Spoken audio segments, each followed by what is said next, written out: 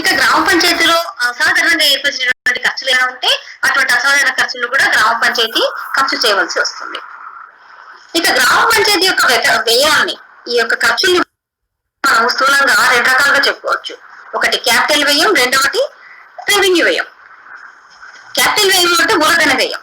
ఈ మూలధన వ్యయం అంటే గ్రామ పంచాయతీలో ఏదైనా ఆస్తులు ఏర్పాటు చేసుకోవడానికి కావచ్చు, అదేవిధంగా ప్రజలకు కావాల్సినటువంటి అవస్థాపన సౌకర్యాలు కల్పించడానికి కూడా చేసేటువంటి వ్యయాన్ని మనము మూలధన వ్యయం అంటున్నాం, అదే క్యాపిటల్ వ్యయం. అదేవిధంగా ప్రజలకు కావాల్సినటువంటి మౌలిక సౌకర్యాలను కల్పించడానికి గ్రామ పంచాయతీ సంవత్సరం పొడవునా చేసేటువంటి వ్యయాన్ని మనము రెవెన్యూ వ్యయం లేదా సాధారణ వ్యయం అంటున్నాం. ఇవేంటివో ఇప్పుడు చూద్దాం. ఇప్పుడు ఈ వ్యయాన్ని మనం 2 రకాలుగా అనుకున్నాం కదా, ఒకటి క్యాపిటల్ వ్యయము, ఇంకొకటి రెవెన్యూ వ్యయం. ఈ క్యాపిటల్ వ్యయంలో డ్రైన్ల నిర్మాణం మరియు రోడ్ల నిర్మాణం, అంటే గ్రామ పంచాయతీలు నూతనంగా ఏదైనా డ్రైన్స్ కానీ రోడ్లు కానీ ఏర్పాటు చేసేటప్పుడు దీనికోసం ఖర్చు చేసేటువంటి వ్యయం మనం క్యాపిటల్ వ్యయం కిందకి వస్తుంది. అదేవిధంగా కొత్త వీధి దీపాల ఏర్పాటు, అంటే గ్రామ పంచాయతీలో ఇదివరకు ఉన్నటువంటి వీధి దీపాలు కాకుండా కొత్తగా ఏదైనా పోల్స్ ఏర్పాటు చేసి దీపాలు ఏర్పాటు చేసేటువంటి పరిస్థితి ఏమైనా ఉంటే వాటి కోసం మనం పోల్స్ కొనుగోలు చేస్తాం. అటువంటి తప్పకుండా క్యాపిటల్ వ్యయం కిందకి వస్తుంది. పోల్స్ కొనుగోలు చేసి కొత్తగా దీపాలు ఏర్పాటు చేయడం అనమాట, అది కూడా క్యాపిటల్ వ్యయమే. అదేవిధంగా కొత్త పైప్ లైన్లు, అంటే గ్రామ పంచాయతీలు ఇదివరకు ఉన్నటువంటి పైప్ లైన్ల స్థానంలో పైప్ లైన్ల నుంచి ఎక్స్టెన్షన్స్ కావచ్చు, అదేవిధంగా కొత్త పైప్ లైన్లు ఏర్పాటు చేయడం కావచ్చు ప్రజల యొక్క సౌకర్యార్థం. ఇటువంటి పరిస్థితులు మనం కొత్త పైప్ లైన్లు ఏర్పాటు చేయదలిస్తే దాన్ని కూడా మనం క్యాపిటల్ వ్యయం కింద తీసుకుంటాం. ఇక అదేవిధంగా కమ్యూనిటీ భవనాల నిర్మాణం కూడా. ఇక రెవెన్యూ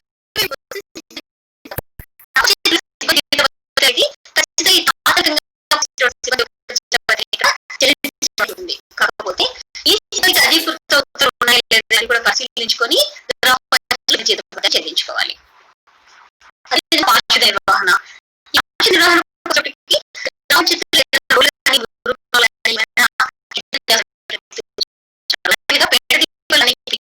తొలగించాల్సిన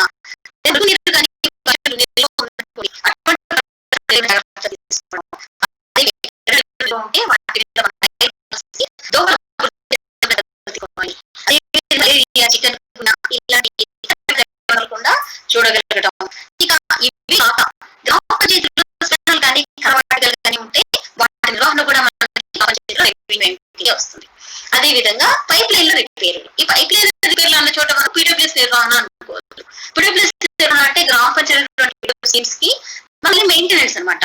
అంటే ఆ మోటార్స్ మరమ్మతులు రావచ్చు, లేదా పైప్ లైన్ లీకేజీలు రావచ్చు, అదే విధంగా ఇది పైప్ లైన్ లీకేజీలు కానీ మోటార్ మరమ్మతులు కానీ, లేదా ట్యాంకులకు క్లీన్ చేయడం మరియు క్లోరినేషన్ చేయడం, ఇవన్నీ కూడా మనకి ఈ పీడబ్ల్యూఎస్ స్కీమ్స్ నిర్వహణ కిందకి వస్తుంది. అదే విధంగా రోడ్ రిపేర్లు, ఒకవేళ రోడ్స్ కానీ లేదా కల్వర్ట్స్ కానీ వీటిలో ఏమైనా మనకి రిపేర్స్ ఏమైనా ఏర్పడితే కూడా అది రెవెన్యూ వ్యయం కిందనే ఖర్చు చేయడం అన్నది జరుగుతుంది. ఇక వీధి దీపాల నిర్వహణ, ఈ వీధి దీపాల నిర్వహణలో ఎల్ఈడి లైట్ కోసం కట్టేటువంటి చార్జెస్ కావచ్చు, లేదా కొత్తగా ఏదైనా సామాన్లు కొనుగోలు చేయవలసి వచ్చినా, లేదా ఏమైనా మనము కరెంట్ ఛార్జెస్ చెల్లించడం కూడా ఈ వీధి దీపాల నిర్వహణ భాగంగానే రెవెన్యూ వ్యయంలో జరుగుతుంది. అదే విధంగా ఆఫీస్ ఖర్చులు, ఈ ఆఫీస్ ఖర్చులు అన్నప్పుడు గ్రామ పంచాయతీ కార్యాలయం అద్దె కావచ్చు, లేదా కరెంటు బిల్లులు అని, గ్రామ పంచాయతీకి వచ్చేటువంటి పేపర్ బిల్స్, స్టేషనరీ, కంప్యూటర్ విడిభాగాలు, ఇటువంటివన్నీ, టెలిఫోన్ ఛార్జీలు, ఇవన్నీ కూడా మనకి ఆఫీస్ ఖర్చుల కిందకి వస్తాయి. అదే విధంగా పరిపాలనాపరమైన ఖర్చులు అంటే ఈ మన గ్రామ పంచాయతీకి ఉన్నటువంటి పోస్టల్ ఛార్జెస్ కానీ, బ్యాంకు ఛార్జీలు, ఖర్చులు, గ్రామ సభ కోసం పెట్టేటువంటి ఖర్చులు కావచ్చు, అదే జాతీయ పండుగలు, ఇంకా మనం అనుమతించబడినటువంటి విధానాలు ఏమైనా ఉంటాయి, ఇవన్నీ కూడా మనము పరిపాలనాపరమైనటువంటి ఖర్చుల కిందకి తీసుకోవటం జరుగుతుంది. వీటన్నిటిని మనము రెవెన్యూ వ్యయం అంటున్నాం.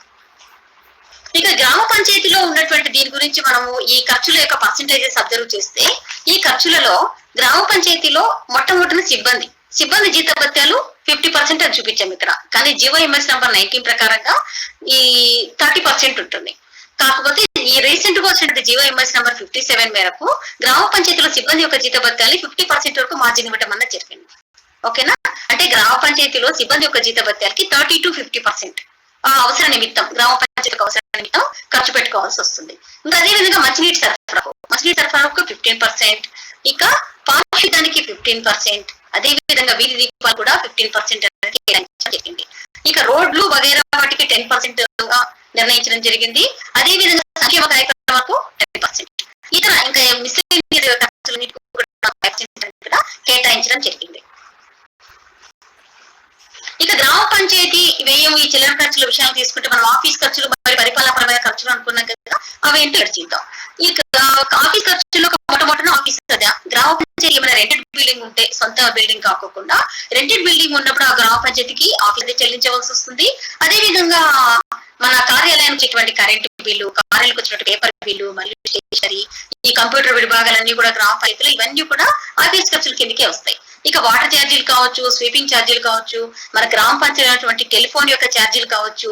ఇక మన గ్రామ పంచాయతీలో ఏదైనా వాహనం ఉంటే దానికి అద్దెకి రెంట్కి ఏమైనా వాహనం తెచ్చుకున్నా, లేదా సొంత వాహనం ఉంటే వాటికి ఏమైనా పెట్రోల్, డీజిల్ ఇటువంటి అవసరమైనటువంటి కూడా ఆఫీస్ ఖర్చుల కింద ఖర్చు పెట్టడం వల్ల జరుగుతుంది. ఇక పరిపాలనమైన ఖర్చుల్లో పోస్టల్ ఖర్చులు అంటే మన గ్రామ పంచాయతీ కార్యాలయం తరపున ఏదైనా కరస్పాండెన్స్ జరిగినప్పుడు, ఈ కరస్పాండెన్స్ జరిగినప్పుడు కూడా పోస్టల్ ఛార్జెస్ గ్రామ పంచాయతీ భరించుకోవాల్సి వస్తుంది. అవి పరిపాలనపరమైనటువంటి ఖర్చులోకి వస్తున్నాయి.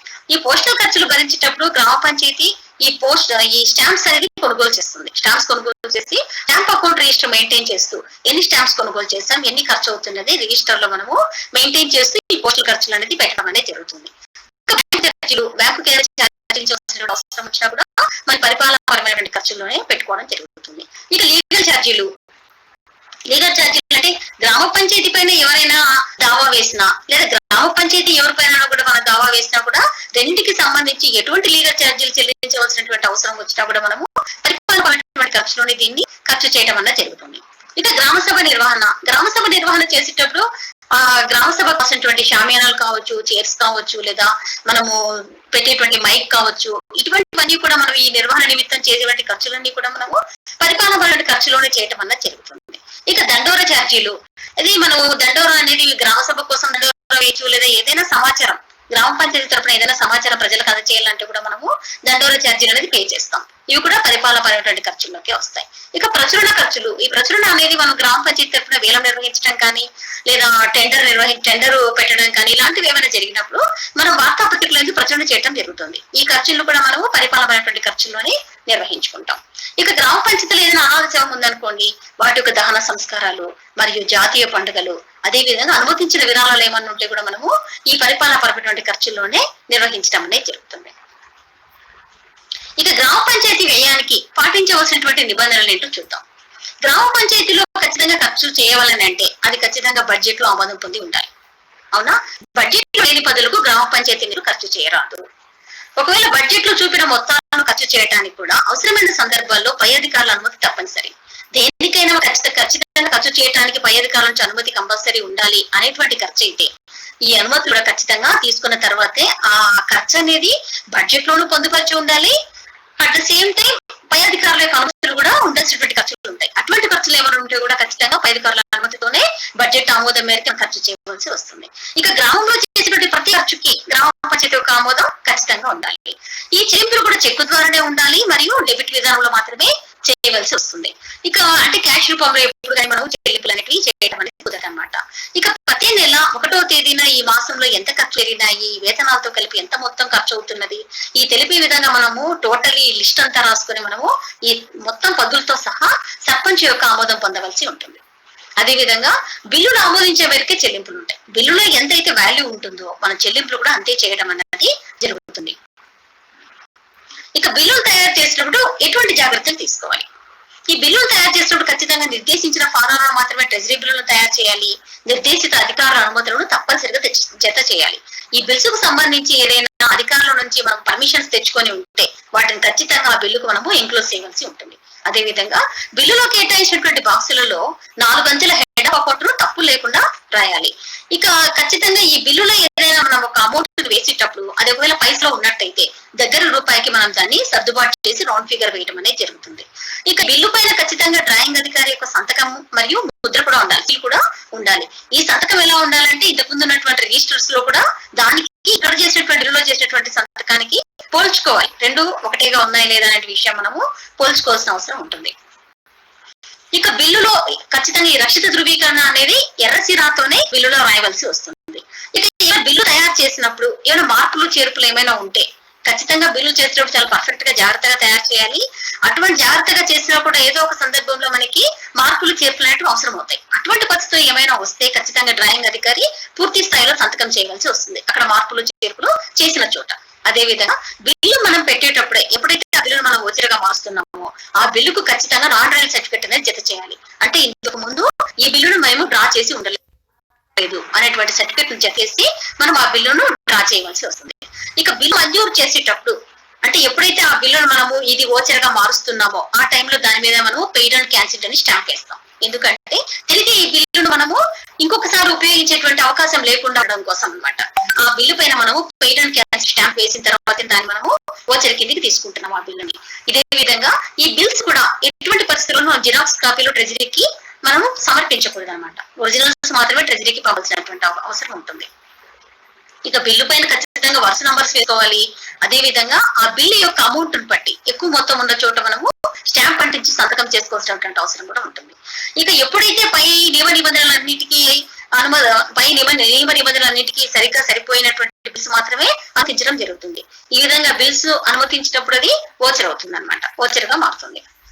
ఇక బిల్లుని మనము సరి చూసుకోవడం ఎలా? ఈ బిల్లులు ఏ విధంగా సరి చూసుకోవాలంటే వచ్చినటువంటి ఆ ఎక్స్పెండిచర్ మోడ్ బట్టి, అంటే ఇప్పుడు పన్నుల చెల్లింపులు అనుకుందాం, అంటే గ్రామ పంచాయతీలో జరిగినటువంటి అభివృద్ధి పనులకు ఏమైనా మనం చెల్లింపులు చేస్తున్నాం అనుకుందాం. అటువంటి పరిస్థితులు మనం ఏమే పరిశీలించుకోవాలి అని అనుకుంటే ఇక్కడ గ్రామ పంచాయతీ యొక్క తీర్మానం ఉందా ఆ అభివృద్ధి పని చేపట్టడానికి. అదే విధంగా ఎస్టిమేట్స్ చెక్ చేసుకోవాలి.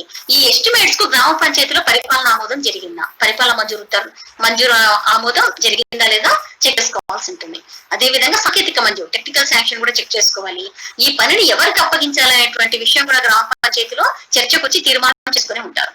దాని మేరకి పని అప్పగింత జరిగిన ప్లస్ ఏ నిధులతో ఈ పనిని చేపట్టబోతున్నారు అనేటువంటి వివరాలు కూడా మన యొక్క తీర్మాన బుక్ అనేది నమోదు చేసుకుని ఉంటాం. ఆ నిధుల వివరాలు కూడా చెక్ చేసుకోవాలి.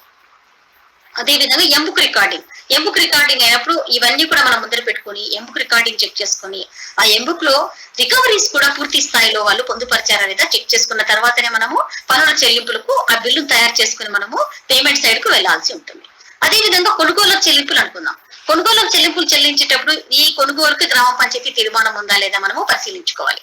అదే విధంగా ఈ సామాను కొనుగోలు చేయడం కోసం టెండర్లు పిలిచారా, టెండర్లు పిలిచింటే వాటి యొక్క వివరాలు ఏంటి. అదే విధంగా వర్క్ ఆర్డర్ అంటే మనము రిక్వైర్మెంట్ ఆర్డర్ ఇచ్చింటాం వాళ్ళకి, ఎంత సామాను కావాలనేటువంటి రిక్వైర్మెంట్ ఆర్డర్ ఉందా, ప్లస్ కొనుగోలు వివరాలు ఏ సామాను ఏ టైప్ ఆఫ్ సామాను ఎంత క్వాంటిటీలో మనం కొనుగోలు చేసినటువంటి వివరాలను కూడా చెక్ చేసుకోవాలి. వీటన్నిటి కూడా స్టాక్ రిజిస్టర్ లో పొందుపరిచారో లేదో కూడా చెక్ చేసుకోవాల్సిన అవసరం ఉంటుంది. ఇవన్నీ చెక్ చేసుకున్న తర్వాత మనం కొనుగోలు చెల్లింపులు అనేది చేస్తాం అనమాట. ఇక ఆగంతుక ఖర్చులు అంటే మిస్లేనియస్ ఎక్స్పెండిచర్ ఏమైనా వచ్చినప్పుడు కూడా వాటి యొక్క అవసరం ఎంతవరకు ఉంది, ఇక్కడ ఖర్చు చేసినటువంటి మొత్తం ఎంత అనేది సంబంధిత అధికారులకు దీనికి అనుమతులు ఉన్నాయా లేదో కూడా ఇవన్నీ మనం పరిశీలించుకున్న తర్వాతే మిస్లేనియస్ ఎక్స్పెండిచర్ కూడా మనము ఖర్చు చేయడం అన్నది జరుగుతుంది. పై అన్నిటికీ ఈ పనుల చెల్లింపులు కావచ్చు లేదా కొనుగోలు చెల్లింపులు కావచ్చు, అదే విధంగా ఈ ఆగంతుక ఖర్చులు కావచ్చు, వీటన్నిటికీ కూడా బడ్జెట్ కేటాయింపు జరిపింది లేదు కూడా ఖచ్చితంగా పరిశీలించుకోవాలి. ఇప్పుడు చెక్కు రాసేటప్పుడు ఎటువంటి జాగ్రత్తలు తీసుకోవాలో చూద్దాం. నిధుల నిల్వ అంటే మనం ఏ ఫండ్కి అయితే చెక్కు రాస్తున్నామో ఆ ఫండ్ లో క్యాష్ బ్యాలెన్స్ ఉందా లేదో చెక్ చేసుకున్న తర్వాతే కదా చెక్ రాయాలి. సో మనం ఏదైనా చెక్కు రాసేటప్పుడు ఖచ్చితంగా నిధుల నిల్వ గురించి పరిశీలించుకోవాలి. అదే విధంగా వివరాలన్నింటినీ కూడా పెన్నుతో స్పష్టంగా రాయాలి. స్పష్టంగా రాసిన తర్వాత ఒకవేళ ఇంత మనం కరెక్ట్ గా ఈ చెక్కు రాస్తున్నా కూడా ఒకసారి పొరపాట్లు అనేది జరగచ్చు. సాధారణంగా పొరపాట్లు జరగకుండా చాలా జాగ్రత్తగా రాయాలి చెక్కు రాసేటప్పుడు. కానీ ఎటువంటి పొరపాట్లు ఏమైనా జరిగినప్పుడు వాటిని ఏమైనా మనం దిద్దాల్సిన పరిస్థితి వచ్చింది అనుకుందాం చెక్కులో, అటువంటి పరిస్థితిలో ఖచ్చితంగా ధృవీకరణ చేయాలి. డిడిఓనే ఎవరైతే డిడిఓ డ్రాయింగ్ ఆఫీసర్ ఉంటారో వాళ్ళు అక్కడ ధృవీకరణ చేయాలి. ఈ ఎక్కడ దిద్దినారో ఆ పాయింట్ దగ్గరే ధృవీకరణ చేయవలసినటువంటి అవసరం ఉంటుంది. ఇక ఈ చెక్కు రాసేటప్పుడు మన యొక్క అమౌంట్ వేసేటప్పుడు అక్షరాల్లోనూ అంకెల్లోనూ రాయటం అన్నది జరుగుతుంది.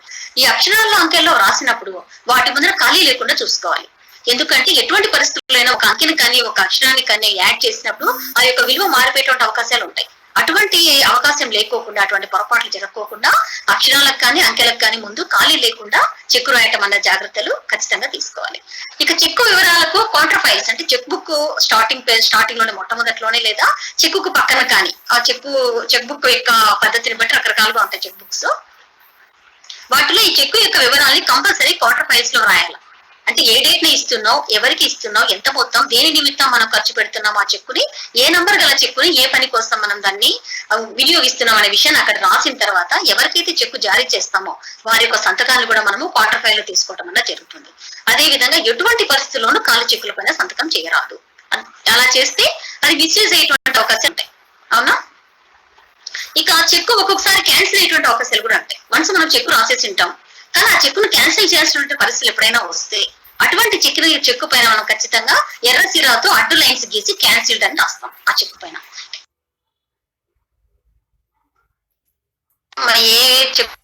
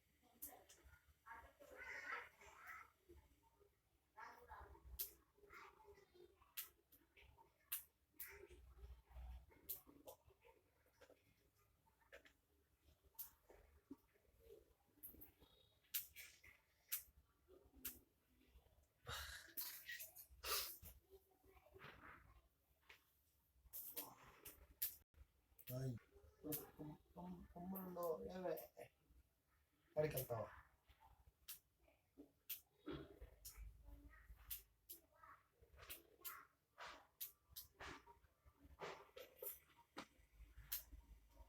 మన ఖర్చుల కాలంలోకి అంటే మన చేతిలో ఉన్నటువంటి క్యాష్ ని ఈ ట్రెజరీకి వేయడం ద్వారా ఖర్చు చేయడం వల్ల జరుగుతుంది కదా. సో ఇక్కడ వసూళ్ల మొత్తాన్ని ట్రెజరీ యందు జమ చేయడం అయింది. ఎంత వేసేసావు? 16,366 రూపాయలు మనం చలానా కట్టడం అన్నది జరిగింది. ఇక్కడ క్యాష్ రూపంలో చూపించినటువంటి మొత్తం, ఈ మొత్తం కలిపి ఇక్కడ మనము ట్రెజరీలో జమ చేయడానికి తీసుకెళ్లినందుకు గాను ఖర్చు మన చేతిలో లేకుండా ఖర్చు అయిపోతుంది కదా. ఇక్కడ మనం ఖర్చు రూపంలో చేతి నిల్వ కిందనే ఏ రూపంలో ఖర్చు చేస్తున్నావు? క్యాష్ రూపంలోనే ఖర్చు చేస్తున్నావు. సో క్యాష్ కాలం కిందనే ఇక్కడ మనము చలానా ఎంట్రీ అనేది చూపించడం జరిగింది. వన్స్ ఇక్కడ నువ్వు బ్యాంకుకి వెళ్ళి ట్రెజరీలో జమ చేసినందువల్ల ఎక్కడ జమ అయింది? ట్రెజరీలో వచ్చి జమ అయింది. సో జమల కాలంలో ఎక్కడ ఎంట్రీ వేస్తున్నావు? ట్రెజరీలో వేస్తున్నావు. ఇక్కడ నగదు రూపంలో వచ్చినటువంటి అమౌంట్స్ ని ఖర్చుల సైడ్ చేతి నిల్వ రూపంలో మనం ట్రెజరీలో బ్యాంక్ లో పే చేయటం వల్ల అది ట్రెజరీలో వచ్చి జమ అయింది. అవునా? ట్రెజరీలో జమ అయింది కాబట్టి ట్రెజరీ కాలం కింద ఈ 16,360 రూపాయలు ట్రెజరీ కాలంలో మనము వేయటం జరిగింది. అంటే ఒక్కసారి వచ్చినటువంటి గ్రామ పంచాయతీకి వచ్చినటువంటి వసూళ్లు 3 సార్లు ఇక్కడ ఎంట్రీ పోవడం అన్నది జరుగుతుంది. గమనించారా? ఇక్కడ మన క్యాష్ రూపంలో వచ్చిన ఎంట్రీని వేసుకున్నాం, ఇక్కడ మన బ్యాంకులో చెల్లించినటువంటి ఎంట్రీని వేసుకున్నాం, అదే విధంగా తిరిగి ట్రెజరీలో జమ అయినటువంటి ఎంట్రీని చూపించాం. దీన్ని మనం కాంట్రా ఎంట్రీ అంటున్నాం. ఓకేనా? అదే విధంగా ఇప్పుడు గ్రామ పంచాయతీ ఇప్పుడు చలానా కట్టడం ఏ విధంగా చేస్తున్నాం అనేది అర్థమైంది కదా. కాంట్రా ఎంట్రీ ఈ విధంగా వేస్తున్నాం. అదే విధంగా ఒక సెల్ఫ్ చెక్ డ్రా చేస్తాం అనుకుందాం. గ్రామ పంచాయతీ 10/4/2020 సెల్ఫ్ చెక్ డ్రా చేయడం అన్నది జరిగింది. ఎంత అమౌంట్ డ్రా చేసాం? 15,200 రూపాయలని. అది డ్రా చేయడం ఇక్కడ ఫస్ట్ మనం ఖర్చుల సైడ్ ఈ 10/4/2020 మొట్టమొదటిన ఇక్కడ మనము ట్రెజరీ నుంచి సెల్ఫ్ చెక్ ద్వారా డ్రా చేయడం జరిగింది. ఇక్కడ చెక్ నంబర్ కూడా మెన్షన్ చేయడం జరిగింది. చూడండి, check number and dated also ఇక్కడ మెన్షన్ చేశారు. మెన్షన్ చేసి ఎంత అమౌంట్ డ్రా చేశారు? 15,200. ఎక్కడ కట్ అయింది అమౌంట్? ట్రెజరీలో. సో ట్రెజరీ నిల్వ కింద ఖర్చు చేస్తాం ట్రెజరీలోంచి. కావున ఎక్కడ మనం నమోదు చేస్తున్నాం? ట్రెజరీ నిల్వ కింద నమోదు చేస్తున్నాం. ఇక్కడ ఖర్చు జరిగింది. వన్స్ ఇక్కడ ఖర్చు జరిగిన తర్వాత ఏమైంది? మన చేతిలోకి క్యాష్ రూపంలోకి వచ్చింది. అంతేనా? సెల్ఫ్ చెక్ డ్రా చేస్తే క్యాష్ రూపంలో చేతికి క్యాష్ వచ్చింది. ఆ క్యాష్ ఇక్కడ వేసుకున్నాం జమల కాలంలో. అంటే మనకు జమ అయింది కదా, మన చేతిలోకి వచ్చింది కాబట్టి దాన్ని 15,200 ఎక్కడ చూపిస్తున్నాం? చేతి నిల్వలో క్యాష్ రూపంలోకి మన చేతిలో ఉంది కాబట్టి 15,200 ఇక్కడ చూపిస్తున్నాం. దేనికోసం డ్రా చేసాం? ఇది పర్టికులర్లీ కొంతమంది పర్సన్స్ యొక్క ఖర్చు వాళ్ళకి చెల్లింపుల కోసం మనం డ్రా చేయడం జరిగింది కాబట్టి సెల్ఫ్ చెక్ ఈ అమౌంట్ ని ఆ పర్సన్స్ కి తిరిగి మనం క్యాష్ రూపంలో ఇవ్వడం జరుగుతుంది, డిస్పర్స్ చేయడం జరుగుతుంది. అవునా? ఎలా డిస్పర్స్ చేసాం? మార్చి నెల 2 స్వీపర్లకి సిబ్బంది వేతనాలు చెల్లించాం. ఈ సిబ్బంది వేతనాలు ఎల్లయ్య అండ్ లక్ష్మి వీళ్ళిద్దరికి 4,500 మొత్తం 9,000 రూపాయలు క్యాష్ రూపంలో ఇవ్వడం జరిగింది. ఓకేనా? అందుకే ఇక్కడ చేతి నిల్వ కిందనే వేస్తున్నాం ఖర్చుల్లో కూడా. ఏ విధంగా ఖర్చు చేసావు? క్యాష్ రూపంలోనే ఖర్చు చేసావు. సో మనము చేతి నిల్వ కింద క్యాష్ రూపంలోనే ఇక్కడ మనము ఎంట్రీ వేయడం జరుగుతుంది. అదే విధంగా ఆఫీస్ ఖర్చులు, ఆఫీస్ ని క్లీన్ చేసినందుకు 2,000 రూపాయలు, 2,000 రూపాయలు ఇక్కడ వేయటం జరిగింది. అదే విధంగా పేపర్ బిల్లుకు 789 రూపాయలు పే చేయడం జరిగింది. అదే విధంగా మార్చి 2000 ఆఫీస్ కు కరెంట్ బిల్లు ఎంత? 1,111 రూపాయలు. అదే విధంగా ఆఫీస్ కు సంబంధించినటువంటి స్టేషనరీ కొనుగోలు ఎంత కొనుగోలు చేసాం? 2,100. ఇవన్నీ కూడా మనము ఇక్కడ ఉన్నటువంటి ఎంత మనం సెల్ఫ్ ఇక్కడ డ్రా చేసాం, ఇక్కడ 15,200 రూపాయలు. ఈ 15,200 రూపాయలని మనం జమల కాలంలోకి క్యాష్ రూపంలోకి తెచ్చుకున్నాము. ఇదే క్యాష్ గా డిస్పర్స్ చేసేసాం.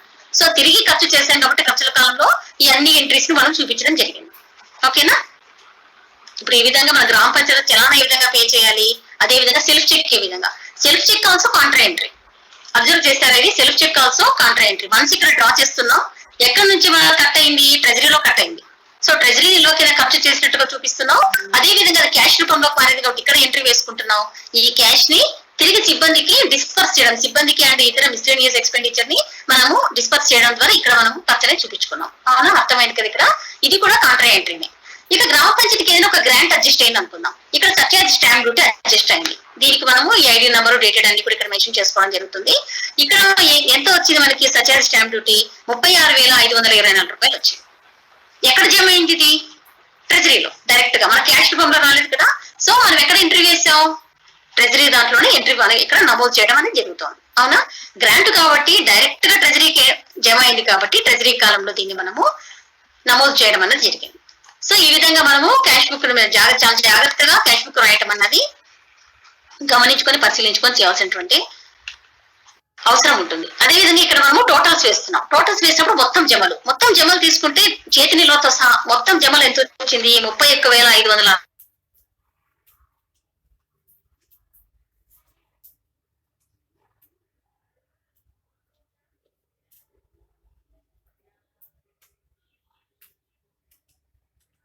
నిల్వ ఆల్రెడీ 1900 ఉంది. దాంట్లో ఎటువంటి ట్రాన్సాక్షన్ జరగలేదు. 1900. ఇక ఖర్చుల సైడ్ తీసుకుంటే ఎంత ఖర్చు చేసాం మనము? 31,566 రూపాయలు ఖర్చు చేయడం అన్నది జరిగింది. ఇక ట్రెజరీలో ఎంత కట్ అయింది? 15,200. దీని ఖర్చులని మనం మొత్తం ఖర్చులు ఇక్కడ చూపించుకుంటున్నాం. క్యాష్ రూపంలో ఎంత ఖర్చు చేస్తాము? 31,566 రూపాయలు ఖర్చు చేస్తాం. అదేవిధంగా ట్రెజరీలో ఎంత ఖర్చు చేస్తాం? 15,200 రూపాయలు ఖర్చు చేస్తాం. సో టోటల్ ఇక్కడ 2 తీసేసి ఇక్కడ 0 వచ్చింది. అవునా? మొత్తం జమలు మొత్తం ఖర్చు తీస్తే 0. ఇక్కడ మొత్తం జమలు ఖర్చులు 2 తీస్తే ఎంత మిగిలింది? 2,95,046 రూపాయలు మిగిలింది.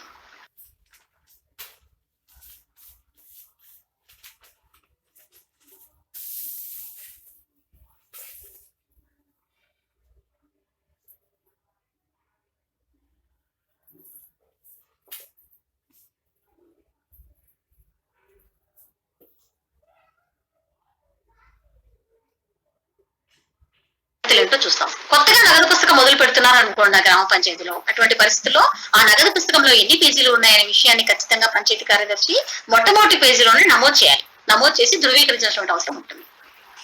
అంటే సర్టిఫికేట్ చేయాలన్నమాట. ఎన్ని పేజీలు గల క్యాష్ పుస్తకం ఏ సంవత్సరానికి కన్నా మనం ఉపయోగించడానికి స్టార్ట్ చేస్తున్నాం అనే విషయాన్ని ఖచ్చితంగా మొట్టమొదటి పేజీలోనే సర్టిఫికేట్ ప్రాసెస్ సంతకం చేయాలి. అదే విధంగా ముఖ్యమైన ఎంట్రీలు అంటే ఈ ఓపెనింగ్ బ్యాలెన్స్, ప్రారంభ నిల్వ కావచ్చు, లేదా విత్డ్రాయల్ చేసినటువంటి ఎంట్రీలు కావచ్చు, అదే విధంగా ట్రెజరీ అడ్జస్ట్మెంట్స్ ఇట్లాంటివి ఏమన్నా ఉంటే కూడా మనము ఎర్ర సిరాతో రాయడం. అంటే మనం చూసిన వెంబడే మనకి వెంటనే కనిపిస్తాయి అనమాట ఎటువంటి ట్రాన్సాక్షన్ జరిగింది గ్రామ పంచాయతీ అనేది ఎర్ర సిరాతో నోట్ చేయడం అన్నది జరుగుతుంది. అదే విధంగా ఎటువంటి పరిస్థితుల్లోనూ క్యాష్ బుక్ లో దిద్దువేతలు అనేది ఉండకూడదు. ఒకవేళ దిద్దువేతలు ఉండకుండా జాగ్రత్త పన్నా కూడా, ఒకవేళ దిద్దువేతలు వచ్చినాయి అనుకుందాం, అటువంటి పరిస్థితులు కూడా వైట్ నేర్ వేయటం కానీ అలాంటి పరిస్థితులు ఎటువంటి చేయకూడదు అనమాట. ఇక తప్పనిసరిగా కొట్టివేతలు ఏమైనా వచ్చినప్పుడు అక్కడ ఎర్ర సిరాతో రౌండ్ ఆఫ్ చేసి పక్కన సరైన విధంగా ఇనిషియల్ సరైన విధంగా రాస్తాం. రాసిన తర్వాత పక్కన ఇనిషియల్ కూడా వేస్తాం. అంటే ఈ దిద్దుబాటు మా చేతుల మీదగానే జరిగింది అనేటువంటి ఎవిడెన్స్ కోసం. ఇక ఖర్చులను నమోదు చేసేటప్పుడు సంబంధిత బిల్లుల యొక్క వివరాలు ఓచర్లో రాసిన విధంగా పూర్తి స్థాయిలో ఖర్చులు ఎక్స్పెండిచర్ సైడ్ మనం క్యాష్ బుక్ రాసేటప్పుడు ఏదైతే బిల్లులో ఓచర్లో ఎంత పూర్తి స్థాయిలో వివరాలు ఉన్నాయో ఆ పూర్తి స్థాయిలో వివరాలను మనం క్యాష్ బుక్ లోకి తీసుకొని వస్తాం అనమాట. ఇక పనులకు సంబంధించినటువంటి చెల్లింపులు ఏమైనా చేసేటప్పుడు ఖచ్చితంగా ఆ M-book number, pass order page number, recoveries కూడా వీలైతే రికవరీస్ కూడా మనం క్యాష్ బుక్ లో పొందుపరచడం అన్నది జరుగుతుంది. ఇక ప్రస్తుతం చెల్లింపులన్నీ కూడా మనకు సిఎఫ్ఎంఎస్ విధానం ద్వారా జరుగుతున్నాయి కాబట్టి ప్రతి చెల్లింపుకు లేదా రసీదుకు మనము సిఎఫ్ఎంఎస్ ఐడిని కూడా వేస్తాం. క్యాష్ బుక్ లో రాసేటప్పుడు ఏ చెల్లింపు ఏదైనా జరిగినా కూడా దానికి మనము చెల్లింపు కానీ రసీదు కానీ ఏది జరిగినా కూడా చలానా పే చేస్తే కూడా దానికి ఉన్నటువంటి సిఎఫ్ఎంఎస్ ఐడిని మనము క్యాష్ బుక్ లో నోట్ చేయడం అన్న జరుగుతుంది. ఇక పేజీ వారీగా సంబంధిత మొత్తాలు కూడటం ద్వారా నిల్వలను సరిచూసుకుంటూ నెలాఖరున నగదు పుస్తకం నిల్వలను ట్రెజరీ లేదా బ్యాంకు నిల్వలతో రికన్సిలేషన్ చేయాలి. అంటే మొత్తం మన పేజ్ వైజ్ గా ఏ పేజ్ కి ఆ పేజ్ టోటల్స్ వేస్తూ ఆ టోటల్స్ సరి చూసుకుంటూ టోటల్ ఎండ్ ఆఫ్ మంత్ మనకి ట్రెజరీకి బ్యాంకు ఉన్నటువంటి వాళ్ళ ట్రెజరీ పాస్బుక్ లో కూడా మనం ఎంట్రీస్ తీసుకుంటాము. అదే విధంగా బ్యాంక్ పాస్బుక్ యొక్క స్టేట్మెంట్ కూడా తీసుకుంటాం. దానికి మనం రాసినటువంటి క్యాష్ బుక్ కూడా సరిపోల్చుకోవాలి. ఈ సరిపోల్చుకొని రాసేటువంటి వివరాలు మనం నోట్ చేసుకునే దాన్ని మనము రికన్సిలేషన్ అంటున్నాం. రెండు టాలీ చేసుకోవాలి, బ్యాంకుకి ట్రెజరీకి అంటూ మనం రాసినటువంటి క్యాష్ బుక్ కి. దీన్ని మనం రికన్సిలేషన్ అంటున్నాం. ప్రతి నెలాఖరున పేజ్ వారి టోటల్స్ ని ఇంక్ చేయాలి. అంతవరకు మనం ఏమైనా పెన్సిల్ తో ఎటువంటి మార్పులు చేర్పులు కూడా పెన్సిల్స్ తో చేసుకున్నా కూడా ఖచ్చితంగా మంత్ ఎండింగ్ లో మనం ఇంక్ చేసి దానిపైన పంచాయతీ కార్యదర్శి సంతకం చేసి స్టాంప్ వేసి ఆ మంత్ ని మనం క్యాష్ బుక్ క్లోజ్ చేయాల్సి వస్తుంది. ఓకేనా? ఒకవేళ పంచాయతీ కార్యదర్శి ట్రాన్స్ఫర్ కానీ ప్రమోషన్ కానీ ఎనీ ఇష్యూ అక్కడ నుంచి రిలీవ్ అయ్యేటువంటి పరిస్థితి ఉందనుకుందాం. అటువంటి పరిస్థితుల్లో ఏ రోజైతే రిలీవ్ అవుతున్నారో ఆ రోజున నగదు పుస్తకం ఉన్నటువంటి నిల్వలను కూడా నిర్ధారిస్తూ ఎంత బ్యాలెన్సెస్ ఉన్నాయి అంటే చేతి నిల్వ కావచ్చు, ట్రెజరీ బ్యాలెన్స్ కావచ్చు, బ్యాంక్ బ్యాలెన్స్ కావచ్చు.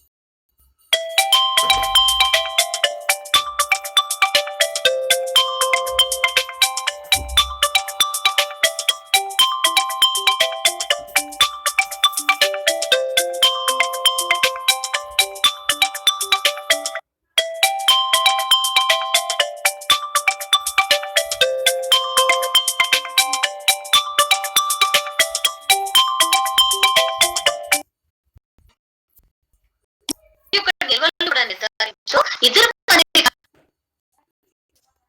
కూడా హ్యాండ్ ఓవర్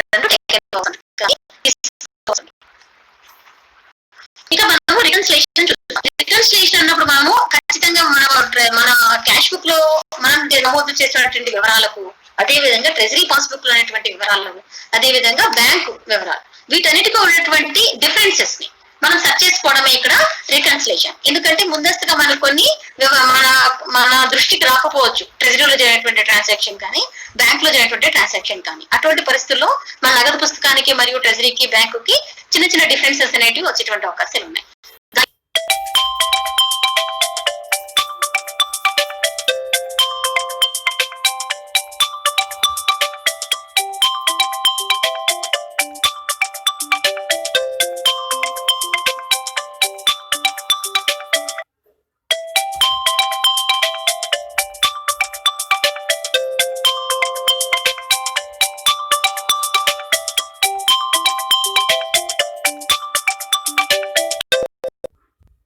మంత్ ఎండింగ్ లో మనం రికన్సిలేషన్ ద్వారా సెర్చ్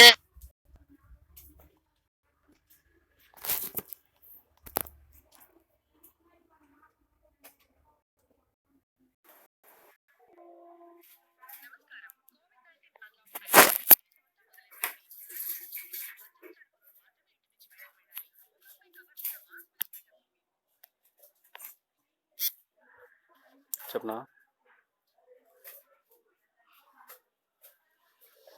వాడు మూతి అన్నా అంట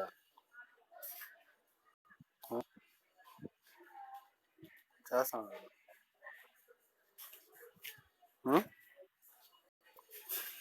వ్యవసాయం చెప్తా.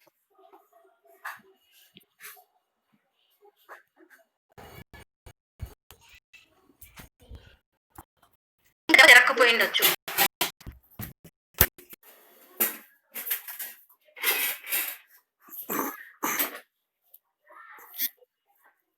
చెప్పండి సార్.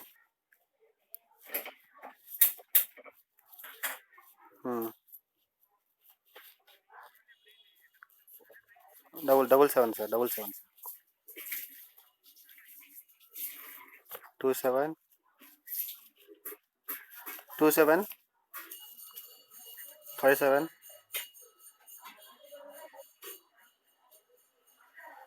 అదే సార్ చెప్పండి. 27 57 877 63938 సార్, 938.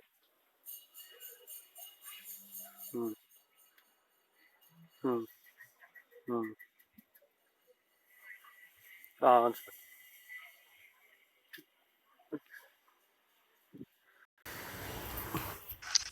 అటువంటి పరిస్థితుల్లో క్యాష్ బుక్ మనం జమగా చూసేసినప్పుడు చెక్ వచ్చినప్పుడు మనము అది ట్రెజరీకి అడ్జస్ట్ కానప్పుడు ట్రెజరీలో ఆ బ్యాలెన్స్ అమౌంట్ క్యాష్ మనకు క్రియేట్ అయినట్టుగా రాదు. అటువంటి పరిస్థితుల్లో వాళ్ళకి మనకి డిఫరెన్స్ అనేటువంటి అవకాశాలు ఉంటాయి. అదే విధంగా గ్రామ పంచాయతీ చెక్ ఇష్యూ చేసి ఉంటుంది, కానీ ట్రెజరీ ఎందువల్ల ప్రజెంట్ చేసిండారు. మనం చెక్ ఇష్యూ చేసి మనం దీంట్లో డిడక్ట్ చేసేసి ఉంటాం అమౌంట్ ని క్యాష్ బుక్ లో, కానీ వాళ్ళు ట్రెజరీలో డ్రా చేసిండారు. అటువంటి పరిస్థితుల్లో ట్రెజరీలో ఇంకా క్యాష్ అలాగే ఉన్నట్టుగా ఉంటుంది, మన క్యాష్ బుక్ లో కట్ అయి ఉంటుంది. అవునా? ఇటువంటి డిఫరెన్సెస్ ఏమైనా ఉంటే కూడా మనం ఆ డిఫరెన్సెస్ ని నోట్ చేసుకోవాల్సి ఉంటుంది. ఇంకా ఇవే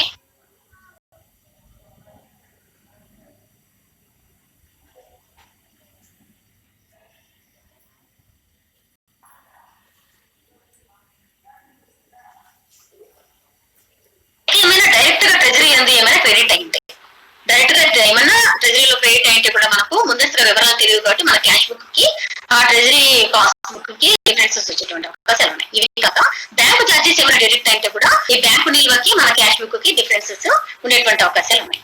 ఇక ఇవన్నీ అయిన తర్వాత మనం ఏం రికన్సిలేషన్ వేసేటప్పుడు క్లోజింగ్ బ్యాలెన్స్ ని యాజ్ పర్ బ్యాంక్, చూడండి ఇక్కడ closing balance as per bank book balance ఇక్కడ నోట్ చేసుకుంటాం. అదే విధంగా actual balance as per cash book ఎంత ఉంది, యాక్చువల్ బ్యాలెన్స్ క్యాష్ బుక్ ప్రకారం ఎంత ఉంది, అమౌంట్ ఎంత డిఫరెన్స్ వచ్చింది, ఈ బ్యాంక్ బుక్ ట్రెజరీ ఉన్నటువంటి వాటికి మన రెగ్యులర్ క్యాష్ బుక్ ఉన్నటువంటి డిఫరెన్సెస్ ఏంటి, ఈ అమౌంట్ డిఫరెన్స్ నోట్ చేసుకుంటాం. కింద ఏం రాస్తాం, డీటెయిల్స్ ఆఫ్ డిఫరెన్స్, ఎందుకు డిఫరెన్స్ వచ్చింది ట్రెజరీ కానీ బ్యాంక్ బుక్ కానీ మన క్యాష్ బుక్ ఉన్నటువంటి డిఫరెన్సెస్ వివరాలు కూడా ఇక్కడ నోట్ చేయడం జరుగుతుంది. ఈ విధంగా ప్రతి మంత్ కూడా మనము సరిపోల్చుకొని రికన్సిలేషన్ అనేది తయారు చేసుకోవాల్సి వస్తుంది. ఇక ఈ సెషన్ ఇక్కడ మనం ముగిస్తున్నాము. ఈ నగదు పుస్తక నిర్వహణ కానీ వ్యయ నియమాల గురించి కానీ మీకు ఎటువంటి సందేహాలు ఏమైనా ఉంటే కూడా మీరు ఇక్కడ ఫ్యాకల్టీ మెంబర్స్ యొక్క పేర్లు మరియు మొబైల్ నంబర్స్ ఇవ్వడం జరిగింది.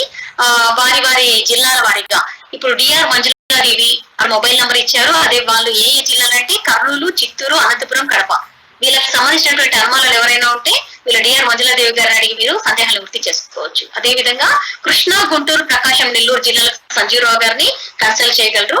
ఇక శ్రీకాకుళం, విజయనగరం, విశాఖపట్నం, తూర్పు, పశ్చిమ గోదావరి జిల్లాలకు జి సత్యవాణి గారిని కన్సల్ట్ చేసి మీకు ఎటువంటి డౌట్స్ ఉన్నా కూడా క్లియర్ చేసుకోగలరని ఆశిస్తూ ఇంతటితో ఈ సెషన్ ని ముగిస్తున్నాం. Thank you.